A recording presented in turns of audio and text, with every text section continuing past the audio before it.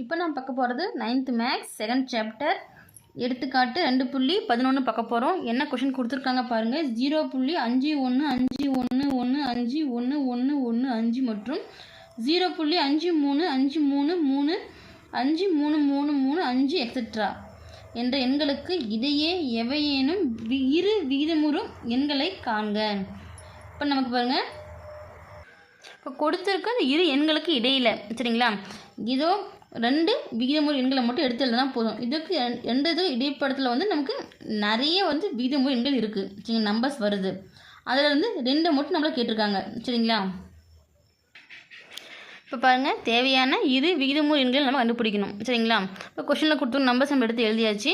இப்போ இந்த மாதிரி உங்களுக்கு எந்த நம்பர் கிரியேட்டிவ் கொஷனாக கொடுத்தாலும் சரி, இல்லை சம்ஸ் உங்களுக்கு எந்த நம்பர் மாற்றி கொடுத்தாலுமே விகிதமுறு எண்களோ ஃபஸ்ட்டு என்ன பண்ணோம், இதுக்கு இடைப்பட்டது 2 நம்பர் இல்லை 3 நம்பர் கேட்குறாங்கன்னா ஒரு இலக்கமாக எடுத்து ஆட் பண்ணி நீங்கள் செக் பண்ணணும், இதுக்கு இடையில் வருதா அப்படின்ட்டு. ஃபஸ்ட் என்ன பண்ணலாம், சைடில் கொடுக்குறேன் பாருங்கள், ரஃபாக எழுதிக்கோங்க, தேவைன்னா எழுதிக்கலாம். 0.0 முதல்ல ஒரு இலக்கம் எடுத்துக்கலாம் 5. இங்கேயும் ஃபஸ்ட்டுன்னா 5 தான் இருக்குது. இப்போ 5க்கு இடையில் இதுவும் கிடையாது. அடுத்து என்ன பண்ணலாம், பக்க நம்பர் என்ன இருக்குது, 1 இருக்கா, 1 எடுத்தாச்சு. இங்கே இருக்குது 3 இருக்குது, 3 எடுத்துக்கலாம். இப்போ இந்த 51 53 இந்த சம்ஸை பொறுத்தளவுக்கு 51 53 எடுத்துக்குவோம் சரிங்களா. அப்போது 51க்கும் 53க்கும் இடையில் என்ன நம்பர் இருக்குது, 52ன்ற ஒரு நம்பர் மட்டும்தான் இருக்குது. நமக்கு 2 வேணும் சரிங்களா. இப்போ அடுத்த நம்பர் எடுத்துக்கலாமா. என்ன இருக்குது, 5 இருக்குது. இங்கே என்ன இருக்குது, இங்கேயும் 5 இருக்குது. இப்போது 515 இருக்குது, இங்கே 535 இருக்குது. இந்த 515க்கு 35க்கு இடையில் நிறைய நம்பர்ஸ் இருக்குது சரிங்களா. அப்போ என்ன பண்ணலாம், 2 விகிதமுறு கேட்டிருக்காங்க. இப்போ 0.51 515க்கு மேலே என்னது 516 ஒன்று எடுத்துப்போம். அடுத்து 517 எடுத்துப்போம். இப்போது தசம வடிவம் முடிஞ்சிருச்சு சரிங்களா. இப்போ 516 1 மற்றும் 517 சரிங்களா.